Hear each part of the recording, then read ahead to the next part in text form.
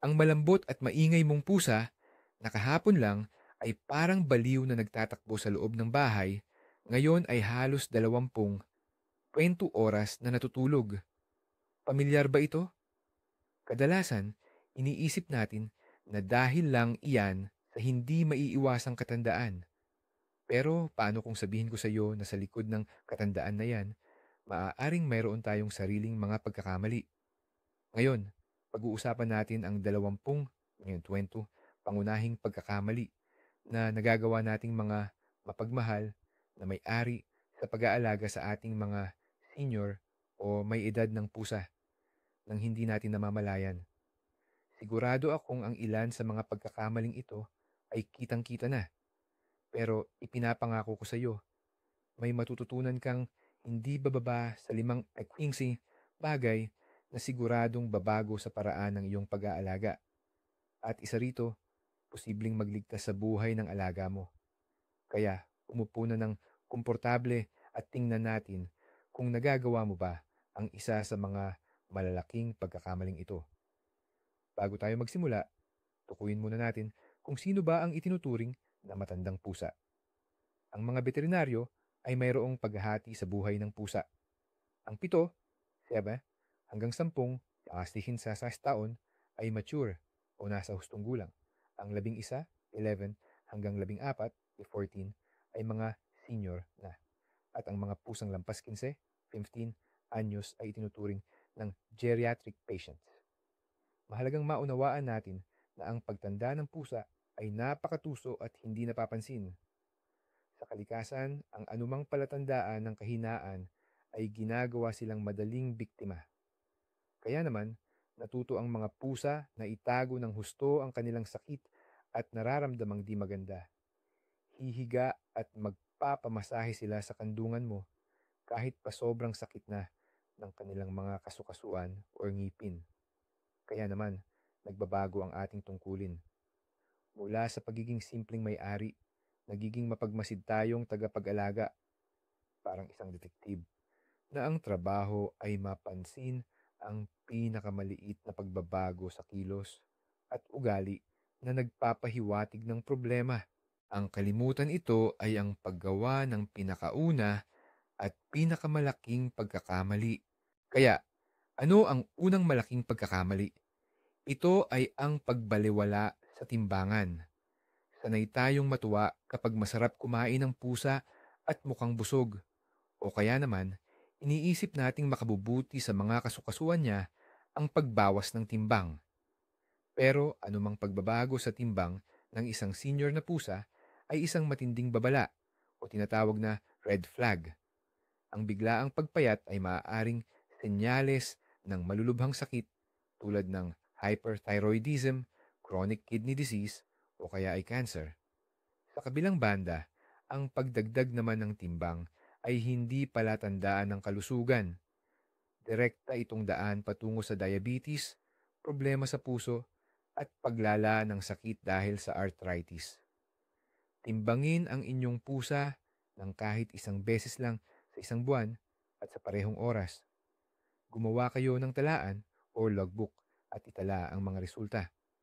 Kung mapansin ninyong nagbago ang timbang, pumayat man o tumaba ng higit sa 5 hanggang 10%, 5 sa 10%, at wala naman kayong ibang dahilan tulad ng pagbabago ng pagkain, ito na ang oras para tumakbo agad sa vet at huwag na kayong maghintay na kusa itong mawawala. Tandaan, ang timbangan ang inyong diagnostic tool sa bahay at lubhang mapanganib na balewalain ito.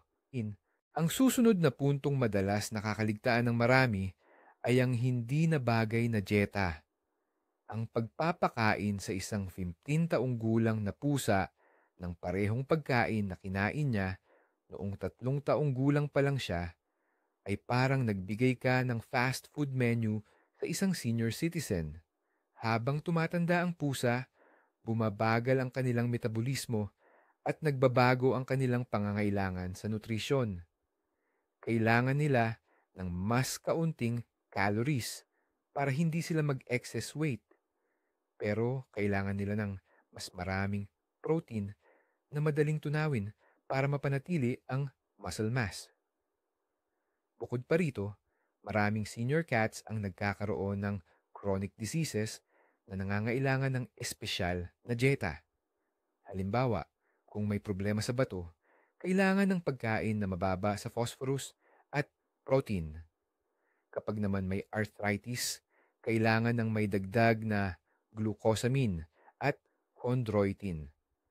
Kapag nagpapatuloy ka sa pagpapakain ng karaniwang adult cat food, baka hindi mo namamalayan na pinapalala mo lang ang mga nakatagong sakit. Kailangan mong kumonsulta sa veterinaryo at pumili ng espesyal na pagkain para sa mga senior pet na babagay sa individual na pangangailangan ng iyong alaga. Hindi ito marketing gimmick o pag-uuto lang, kundi isang tunay na investment para humaba pa ang buhay niya. Ngayon, silipin naman natin ang bibig ng ating mahal na pusa. Seryoso ito, ha? Isa sa pinakamalaking pagkakamali natin ay ang pabayaan ang kalusugan ng kanilang ngipin. Sabi natin, aba, mabaho nga ang hininga niya, pero pusa naman yan. Pero ang amoy na yan ay baka sigaw na pala ng paghingi ng tulong. Ang tartar, ang maga o namamagang gilagid, pati na ang mga ngiping nagluluwag or basag. Hindi lang yan basta discomfort lang. Paulit-ulit at nakakapagod na sakit yan. Isipin mo na lang, masakit ang ngipin mo pero hindi mo kayang magsalita. Hindi rin magsasabi ang pusa. Basta na lang siyang kukulangin sa kain, tatamlay, o baka tumanggi na sa paborito niyang treats. Pwedeng mas piliin niya ang wet food kaysa sa dry. Iugnay niya kasi ang pagkain sa kirot. Kapag pinabayaan mo ito, magdudulot ito ng pagbaba ng timbang, dehydration, at mga impeksyon na sa pamamagitan ng dugo ay pwedeng kumalat sa mga mahahalagang organ tulad ng puso o bato, kidney. Kaya naman, ang regular na pagsusuri sa bibig ng veterinaryo at ang propesyonal na paglilinis ng ngipin sa ilalim ng anesthesia kung kailangan ay hindi luho. Ito ay isang pangangailangan para sa matanda na ninyong kasama. Akala nyo ba hindi nagdudusa ang mga pusa sa sakit ng ngipin? Nagdudusa sila at ginagawa nila yan ng tahimik. Dumako naman tayo sa tubig. Simple lang, di ba? Akala natin basta lang may lalagyan, okay na. Pero ang pagkakamali ay nasa maliliit na detalye. Para sa matatandang pusa, kritikal ang tamang dami ng tubig, lalo na't ang chronic kidney disease or CKD ay isa sa pinakakaraniwang sakit sa mga tumatanda na nating alaga.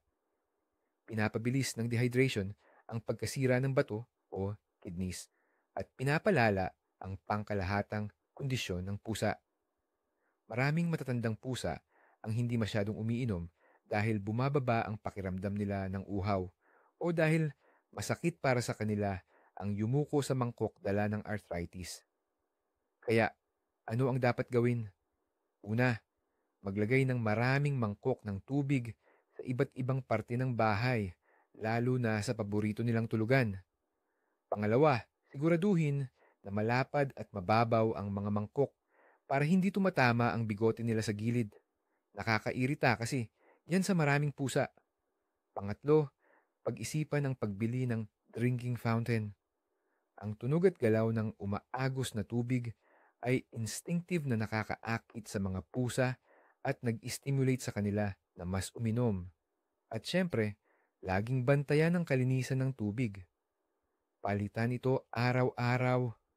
Ang mga simpleng hakbang na ito ay maaaring makatulong ng malaki para mapahaba at mapabuti ang kalidad ng buhay ng inyong alaga. Kaso, heto ang isang pagkakamali na madalas gawin kahit na may mabuting intensyon. Ang ideyang dapat siyang gumalaw pa. Naaalala natin ang pusa natin nung kuting pa siya, napakakulit. Kaya sinubukan nating pukawin ang pagiging aktibo niya, pinaaakyat o pinapatakbo gamit ang laser pointer or yung toy wand, parang noong kabataan niya. Pero sa isang matandang pusa na may arthritis, o iba pang sakit na kaakibat ng pag-edad, ang mga ganyang klase ng matitinding laro ay hindi na kaligayahan kundi isang matinding pahirap na. Siyempre, mahalaga pa rin ang katamtamang ehersisyo para manatiling matibay ang kalamnan at malusog ang kasukasuan. Pero dapat ito ay babagay sa kung ano lang ang kaya ng alaga natin. Sa halip na iparan ng matindi, subukan ang mga simpleng laro sa sahig na hindi nangangailangan ng pagtalon o biglaang paggalaw.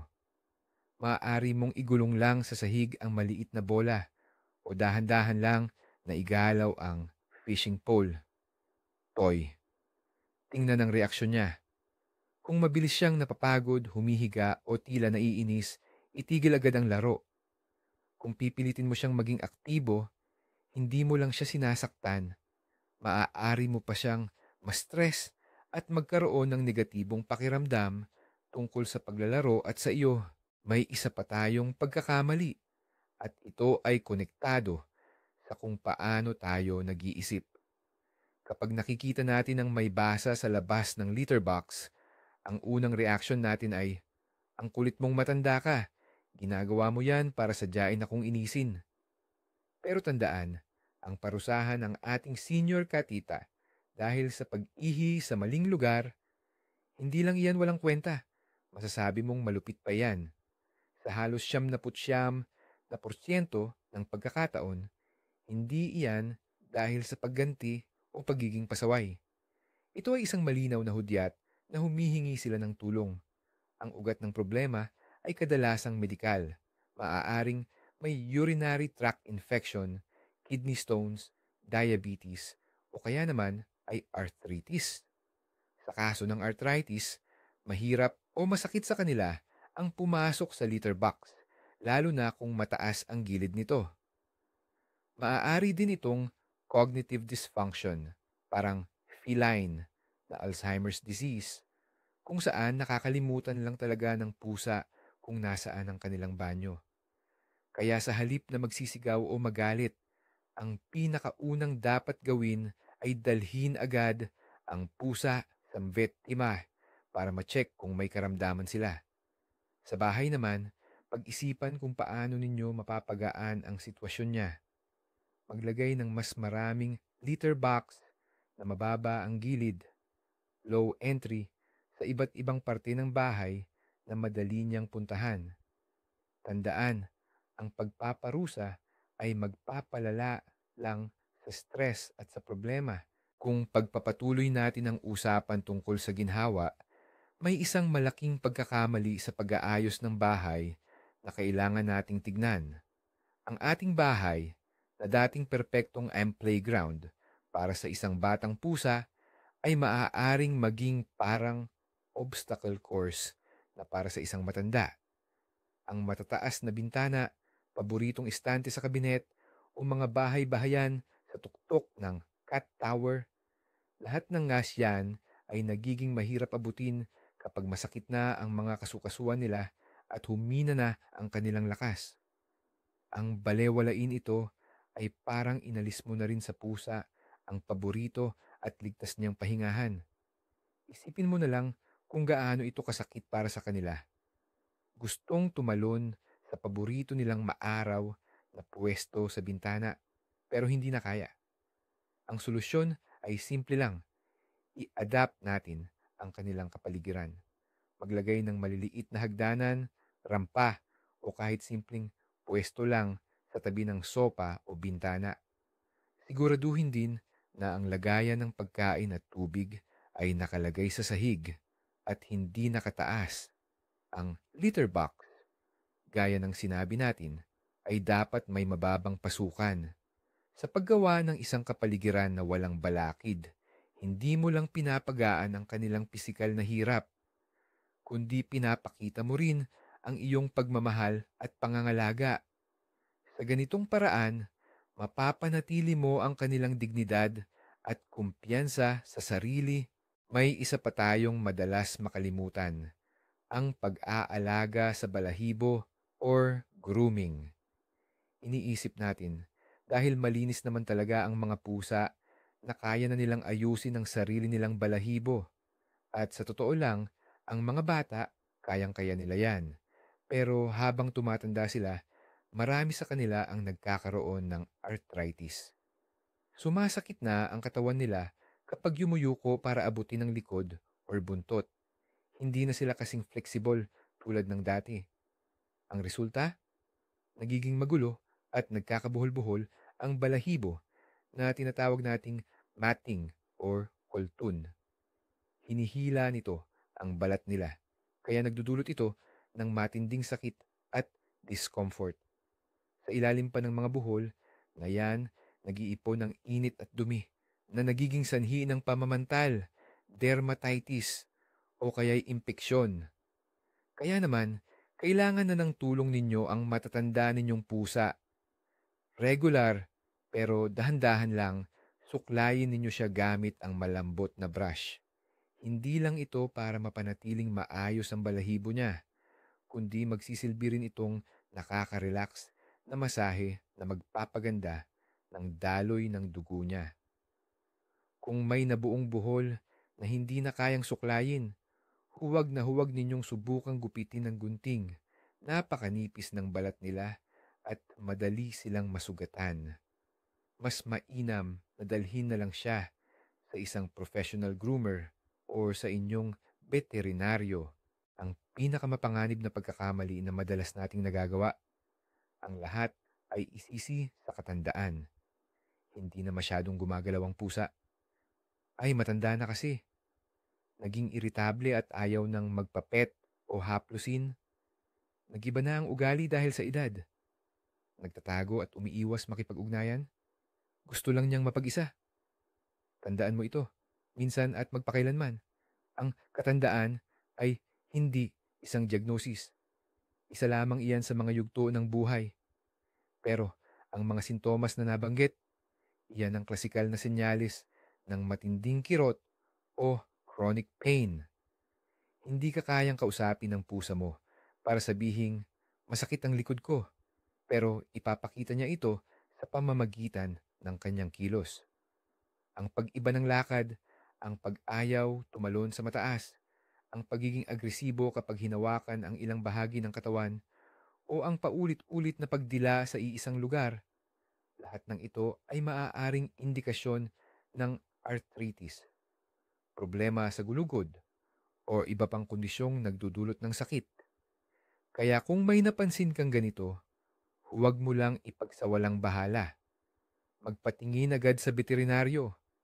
Ang modernong veterinaryo ay mayroong ligtas at epektibong pampawala ng sakit para sa pusa na kayang magbalik ng sigla, galaw at kaligayahan sa iyong alaga. May koneksyon din dyan ang pagkakamaling natutulog lang siya ng matagal o talagang mas matutulugin ang mga senior katyast kaysa sa mga kuting. Pero mahalagang makilala mo ang pagkakaiba ng normal na tulog at ng lethargy, ang matinding pagkahina o kawalang gana. Kung mas mahaba man ang tulog ng pusa mo, pero paggising naman ay aktibo, may interes sa paligid, malakas kumain, at nakikipaglaro o nakikipagbanding sa iyo, malamang wala kang dapat ipag-alala. Pero kung halos wala na siyang ginawa kundi matulog, mahirap gisingin, matamlay, at walang interes sa pagkain, paglalaro, o kahit sa paglalambing mo, ito ay isang malaking babala. Ang labis na pagkaantok at kawalang gana ay maaaring sintomas ng maraming sakit, simula sa problema sa puso, heart failure, at anemia, hanggang sa seryosong impeksyon o kaya ay kanser. Huwag mong baliwalain ang anumang biglaang pagbabago sa kanyang sleep and wake cycle. Ito ang isa sa pinakamalinaw na indikasyon na may hindi maganda ang nangyayari sa katawan ng pusa mo. Mas mabuting magpakonsulta agad sa veterinaryo para makasiguro na nasa ayos ang lahat kaysa maubusan ng mahalaga at precious na oras. Nakikinig ba kayo talaga sa pusa ninyo? Heto ang pagkakamali number 11. Ang balewalain, ang pagbabago sa boses o tining ng pagmiyaw niya. Kung ang pusa ninyo na tahimik lang dati ay bigla na lang dumalas at lumakas ang pagmiyaw, lalo na tuwing gabi, hindi lang yan basta sinyalis ng katandaan. Maraming posibleng dahilan dito at lahat sila ay kailangan ninyong bigyan ng pansin. Una, baka sumasakit ang katawan niya. Maaaring sinusubukan lang ng pusa ninyo na ipaalam sa inyo ang nararamdaman niyang sakit or discomfort. Pangalawa, habang tumatanda, tulad ng tao, maaaring humina ang pandinig o paningin ng mga pusa. Nagmimiyaw sila ng malakas dahil hindi nila marinig ang sarili nilang boses o dahil nalilito sila at nawawala sa paligid, kaya sila tumatawag ng tulong. Pangatlo, maaaring senyalis ito ng Cognitive Dysfunction Syndrome, CDS, o the senior dementia. Maaaring litong-lito na ang pusa, hindi na alam kung nasaan siya, at nakararamdam ng labis na pagkabalisa. Panghuli, ang biglaang pagiging madaldal o excessive vocalization ay isa sa mga klasikong senyales ng hyperthyroidism, isang problema sa thyroid gland. Sa anumang sitwasyon, kung napansin ninyong naging mas madaldal ang inyong pusa, kailangan na siyang dalhin agad sa klinika para masuri ng veterinaryo. Pero isa pa itong malaking pagkakamali, ang hindi pagbigyan ng mental stimulation ang ating mga pusa. Madalas, binibigyan lang natin sila ng komportabling higaan, masarap na pagkain, at iniisip nating sapat na yon. Pero alam nating ang utak na hindi nagagamit ay unti-unting nanghihina. Totoo yan, kahit sa mga pusa. Sa mga matatandang hayop, ang kakulangan sa mental exercise ay nagpapabilis ng cognitive dysfunction at posibleng magresulta sa apathy or depression. Ang mga pusa na hindi na kayang aktibong manghuli o maghabol ng mga laruan ay kailangan ng ibang klase ng libangan. Maganda kung bibili ka ng mga interactive puzzle toys kung saan pwede mong itago ang kanilang mga paboritong treat. Pero, simpleng pakikipag-ugnayan, pagkakausap at malumanay na paghaplos, malaking stimulation na rin yan. Kahit simpleng pagbukas lang ng bintana, syempre, kailangang bantayan para mapanood niya ang mga ibon at marinig ang ingay ng kalye. Ito'y maituturing ng environmental enrichment. Kailangan ng utak ng iyong alaga ng regular na ehersisyo katulad ng pangangailangan ng kanyang katawan at responsibilidad nating ibigay sa kanila ang mga mental workout na ito. Maling akalain na porke matanda na ang pusa, wala na itong pakialam o hindi na ito na-stress. Sa katunayan, habang sila ay tumatanda, humihina ang kakayahan ng kanilang nervous system na umangkop. Ang mga bagay na madali lang nilang i-handle dati ay maaari nang maging matinding trauma ngayon. Malakas na musika, mga bisitang maingay, renovation, o ang pagdating ng bagong alaga or bata sa bahay. Lahat ng ito ay napakalaking stress sa matandang hayop. Ang stress naman ay nagpapahina ng kanilang immune system at maaaring maging sanhi ng paglala ng mga dati ng sakit, tulad ng cystitis o mga problema sa tiyan at bituka. Kung may mga paparating na pagbabago sa inyong buhay, sikaping protektahan ang pusa mula sa mga ito hanggat maaari. Siguraduhin na mayroon siyang tahimik, pribado at tagong lugar na walang sino man ang makakapasok. Gumamit din ng mga pampakalmang pheromone diffuser. At huwag na huwag magdaragdag ng bagong malikot na kuting sa pag-asang gigisingin or mapapasigla nito ang matanda. Malamang ito ay magreresulta lamang sa tuloy-tuloy na stress at mas malala pang kalagayan. Tingnan naman natin ang mga paa. Isang pagkakamali na kadalasang nakakalimutan ay ang hindi pagpansin sa kuko. Ang matatandang pusa ay mas kaunti na ang galaw, hindi na masyadong umaakyat at hindi na madalas nagpapatalas ng kuko sa kanilang scratching post. Bilang resulta, ang mga kuko ay hindi natural na kumikinis, kaya nagiging napakahaba at makapal. Pero hindi lang ito depekto sa hitsura. Ang sobrang habang kuko ay maaaring yumuko at tumusok sa palad ng paa, yung paw pads, na nagdudulot ng matinding sakit sa bawat hakbang at maaari pang magdulot ng pamamaga at impeksyon. Dahil dito, magsisimulang pilaya ng pusa, mas lalo pang bababa ang pagkilos niya at ito ay nagiging isang vicious cycle o walang katapusang problema. Bukod pa rito, ang mahahabang kuko ay madalas sumasabit sa mga alpombra at muebles na posibleng magresulta sa mas malalang pinsala tulad ng dislocation or pagkabali ng daliri. Kaya naman, ang regular na pagsusuri at paggupit ng kuko sa matatandang pusa ay isang sapilitan at mahalagang proseso ng kalinisan. Kung natatakot kayong kayo ang gumawa nito, laging handang tumulong ang anumang veterinary clinic o grooming salon.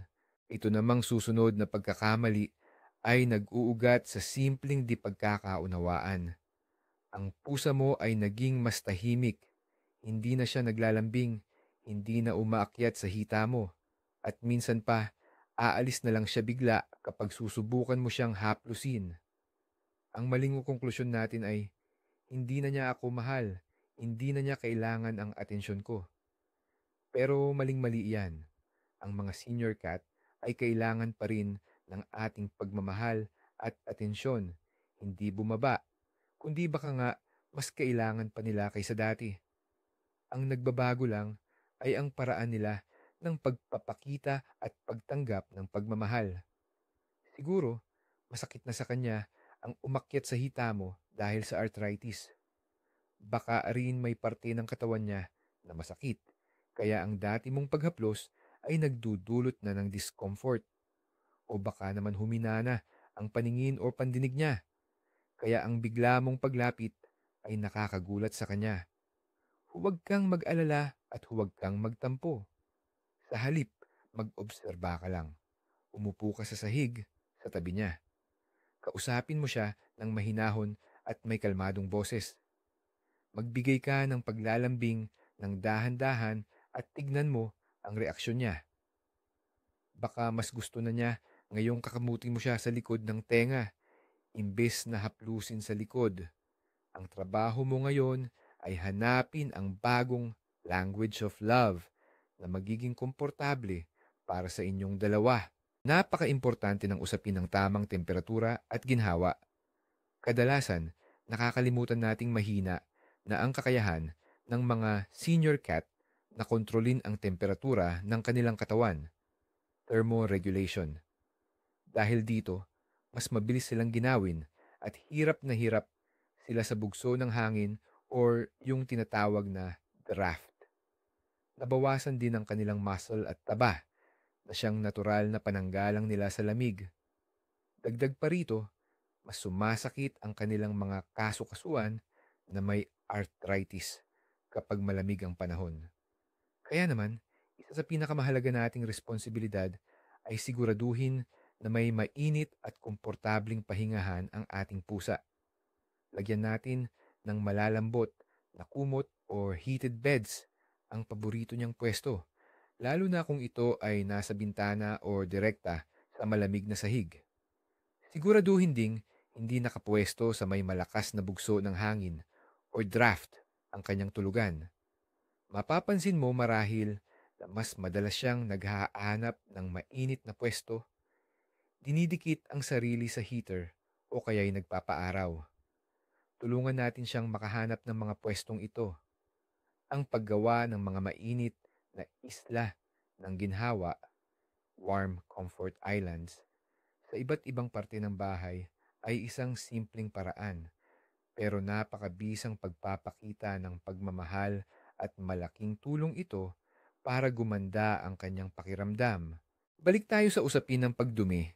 Pag-usapan naman natin ang isa pang karaniwang pagkakamali, ang pagpili ng maling litter box. Maaari tayong bumili ng pinakamoderno at pinakamahal na saradong litter box, yung parang bahay, sa akalang makakabuti ito sa ating pusa, pero ang totoo, nagdudulot lang tayo ng problema. Para sa mga senior cat, tas na may arthritis or problema sa balanse o paggalaw, ang matataas na gilid ng litter box ay seryosong sagabal na masakit para sa kanila akyatin.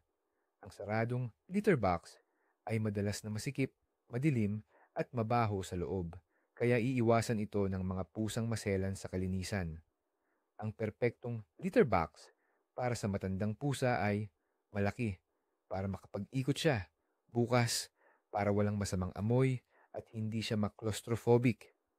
At ang pinakaimportante, mayroon itong kahit isang napakababang gilid o may rampa para madali siyang makapasok. Baka kailangan mong isakripisyo ang magandang disenyo at piliin ang mas praktikal na gamit. Pero maniwala ka, sulit ang malinis na sahig at ang ginhawa ng alaga mo. At huwag ding kalimutang maglagay ng ilang ganyang litter box sa iba't ibang bahagi ng bahay. Dapat sana ay malinaw ito sa lahat, pero nakakalungkot na nangyayari pa rin ang ganitong pagkakamali. Huwag na huwag sa anumang sitwasyon, bigyan ng gamot pantao ang pusa.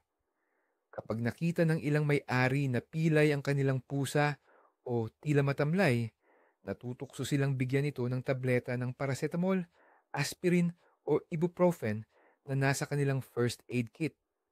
Mariing ipinagbabawal ang paggawa nito. Ang metabolismo ng pusa ay lubos na naiiba sa tao. Maraming gamot pantao ang itinuturing na nakamamatay na lason para sa kanila.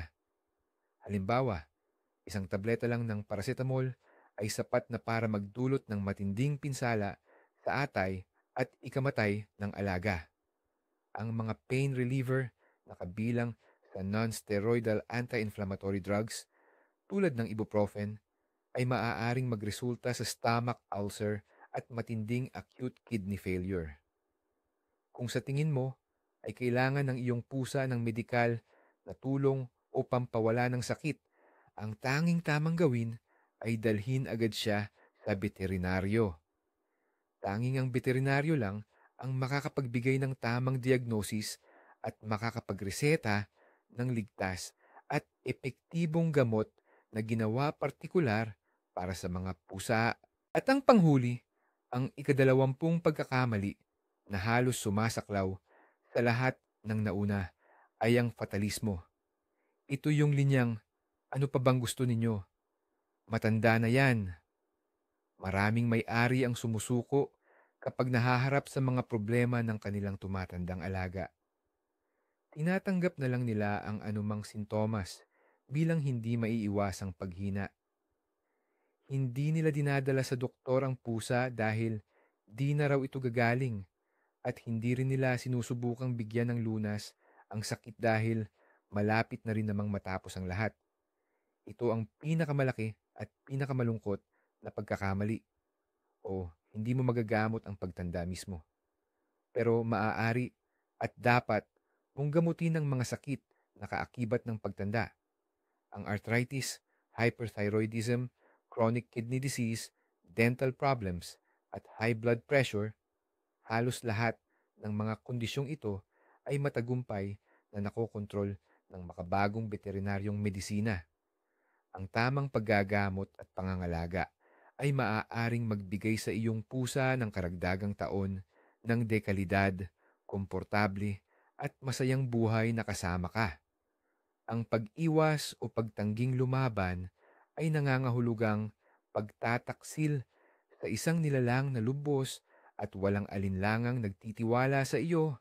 Ito ang pinakamalaking pagkakamali na pwedeng gawin ng isang pet owner. Ang pagpapaliban o pag-skip sa regular na preventive check-up. Ganito ang karaniwang katwiran ng marami. Mukhang malusog naman ang pusa ko. Kumakain, umiinom. Bakit ko pa kailangang dalhin sa klinika at stress? Pero ang ganitong pananaw ay pwedeng maging dahilan ng pagkamatay ng inyong alaga. Tulad ng naipaliwanag na natin, Ang mga pusa ay eksperto sa pagtatago ng kanilang sakit. Sa oras na makita ninyo ang malinaw na sintomas, malamang ay malala na ang kanilang kondisyon. Para sa mga alagang may edad na, inirerekomenda ng mga veterinaryo na magpakumpletong pagsusuri sila ng hindi bababa sa 2 beses sa isang taon o bawat 6 na buwan. Dapat kasama sa pagsusuring ito ang hindi lang basta pakikiramdam sa katawan at pakikinig sa puso at baga. Mahalaga rin ang blood tests, ang complete blood count at blood chemistry, pati na rin ang urinalysis at pagkuha ng blood pressure. Ang mga pagsusuring ito ang makatutulong para matukoy agad ang mapanganib na mga sakit tulad ng kidney disease, diabetes o alta presyon habang nasa pinakaunang yugto pa lang sila at kaya pang makontrol at maagapan. Ang paglaktaw sa ganitong pagsusuri ay parang paglalaro ng Russian roulette sa kalusugan ng inyong pinakamamahal at pinakatapat na kaibigan.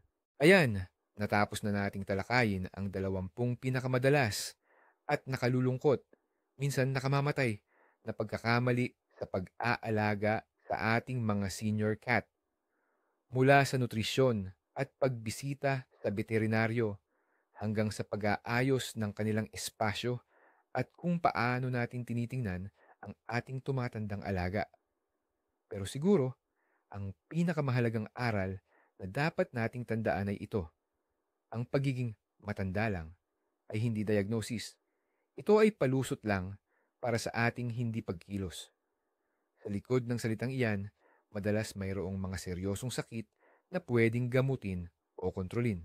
Arthritis, problema sa bato, kidney, hyperthyroidism, o kaya naman sakit sa ngipin. Ang ating mga pusa ay hindi kapanipaniwalang matiisin. Magtitiis sila hanggang sa huli. Kaya ang tungkulin natin bilang mapagmahal at responsabling may-ari ay maging boses nila, maging abogado nila, at maging personal na detektib na nakakapansin ng kahit pinakamaliit na pagbabago at agad na umaaksyon. Salamat sa pagtapos ninyo sa mahalagang video na ito. Kung may natutunan kayong bago o kung nakita ninyo ang inyong sariling pagkakamali, huwag ninyong sisihin ang sarili ninyo. Ang mahalaga, gusto nating matuto at kumilos ng tama siya ngayon. I-like ang video na ito para mas marami pang cat owner ang makakita nito. At huwag kalimutang mag-subscribe sa channel para hindi kayo mahuli sa mga bagong kapaki-pakinabang na episode. Ngayon, may tanong ako sa inyo. Ilang taon na ang inyong senior cat? Ano-anong pagbabago sa edad ang na-encounter na ninyo? Ibahagi ang inyong karanasan sa comments. Magtulungan tayo, magbigayan ng payo, at magsuportahan tayo